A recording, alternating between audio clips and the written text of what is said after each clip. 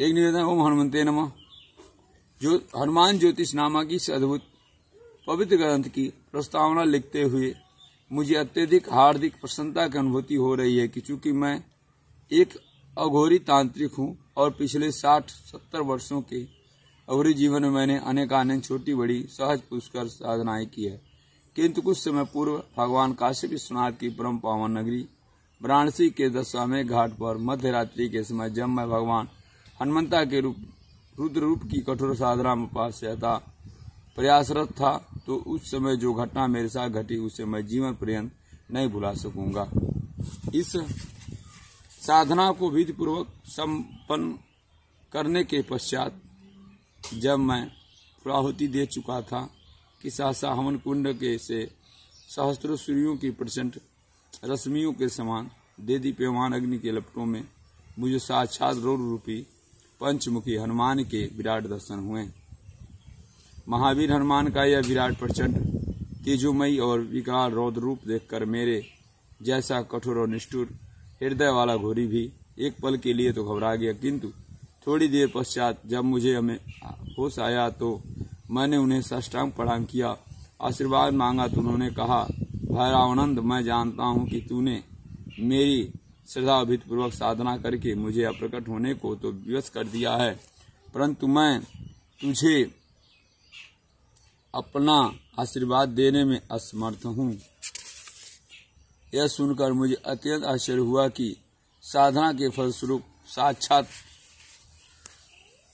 प्रकट होकर भी मेरे इष्टदेव ने मुझे अपना आशीर्वाद देने में असमर्थता क्यों व्यक्त की है।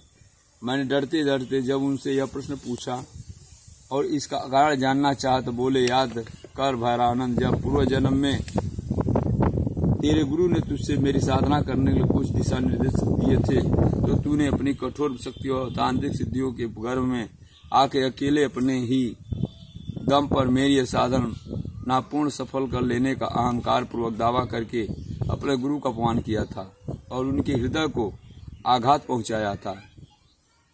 तब तेरे गुरु ने तुझे श्राप दिया था, तू चाहे कितने ही जन्मों तक इस साधना को प्राप्त करते रहना, लेकिन जब तक तू मेरी आज्ञा और आशीर्वाद लेकर साधना आरंभ नहीं करेगा तब तक न तो तुझे साधना का पूर्ण फल ही प्राप्त होगा और न ही तुझे परम वीर बजरंगबली का आशीर्वाद मिलेगा।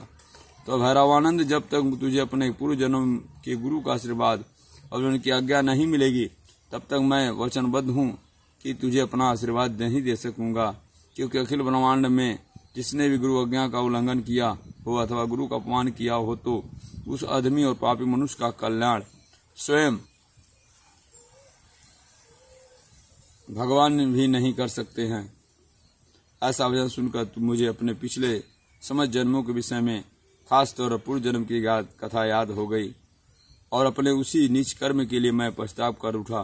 पर इस जन्म में तो अपने पिछले जन्म के गुरु को ढूंढना मेरे लिए असंभव था, लेकिन मेरी इस दुविधा का हल भी स्वयं हनुमान जी ने बताते हुए कहा, भैरवानंद, अगर तू सच्चे मन से प्रायश्चित करना चाहता तो यहाँ से सीधे राजस्थान प्रदेश के गंगापुर में पहुंच जा। वहाँ के नगर सेठ के दूसरे पुत्र के रूप में तेरे पिछले जन्म के गुरु के ने जन्म लिया है। तू वहाँ जाकर उनका आशीर्वाद ले और उनसे अपने पिछले जन्म के पाप कृत्य की क्षमा मांग कर यहाँ वापस आना। तब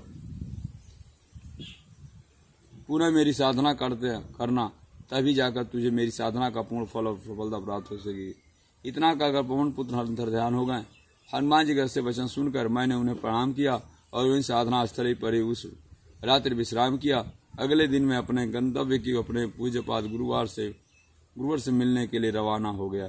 गंतव्य स्थान पहुंचकर पूछते पूछते मैं जैसे ही नगर सेठ की दुकान पहुंचा तो वहां बैठे एक आकर्षक युवक ने मुझे स्वर में मेरा नाम लेकर पुकारा, आ गए भैरवानंद, मैं तेरी ही बाट जो रहा था। यह सुनकर मैं उन्हें चौड़ों में गिर पड़ा और उनसे क्षमा मांगने लगा तो वे मुस्कुराते हुए बोले, अरे पगले, रोता क्यों है, जा वापस चला जा और अपनी साधना पूरी कर ले। हनुमान बाबा तुझे याद कर रहे हैं। उस दिन मैं घंटों उनसे बतियाता रहा और शाम की गाड़ी से वापस रवाना हो गया।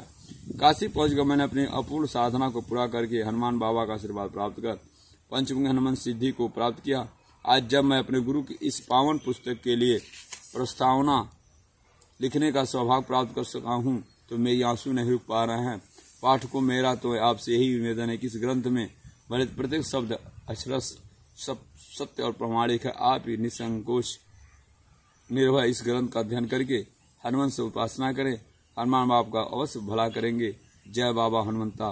कापलिक भैरवानंद घोरी, शमशान वासी काशी। राम प्रेम से बोलो बजरंग बली महाराज की। आज की कथा यहाँ संपन्न हुआ।